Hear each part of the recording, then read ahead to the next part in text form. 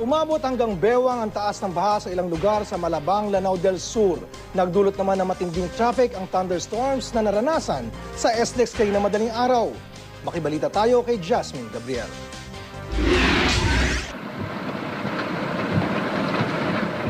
Dahil sa hanging habagat na pinalakas ng isang low pressure area, nakaranas ng thunderstorms ang maraming bahagi ng Metro Manila kagabi. Gutter di pang bahang naranasan sa ilang bahagi ng Taft at Quirino Avenue sa Maynila. Umabot din sa gutter ang baha sa may kanto ng Buendia at Osmeña Highway kaninang alauna ng madaling araw.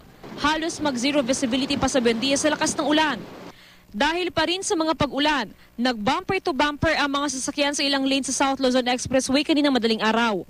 Sa kasagsagan ng ulan kagabi, tinamaan ng kidlat ang isang ground mechanic sa tarmac ng NAIA Terminal 3. Inaasikaso ng biktimang si Seldon Abalang ang flight departure ng Cebu Pacific Air nang mangyaring insidente.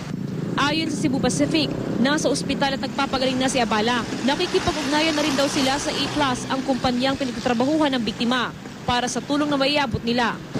Nagkansela naman ang ilang flights ang PAL Express sa Busuanga ngayong araw dahil pa rin sa masamang panahon. Apektado rin ng mga pag-ulan ang ibang bahagi ng Luzon kabilang ng Albay.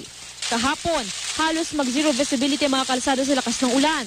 Umapaw rin ang ilang kanal, bagamat hindi naman nagdulot ng matinding baha. Marami namang commuter ang naperwisyo ng baha sa ilang lugar sa Maguindanao, na ayon sa mga otoridad ay galing sa umapaw rin na Simoy River.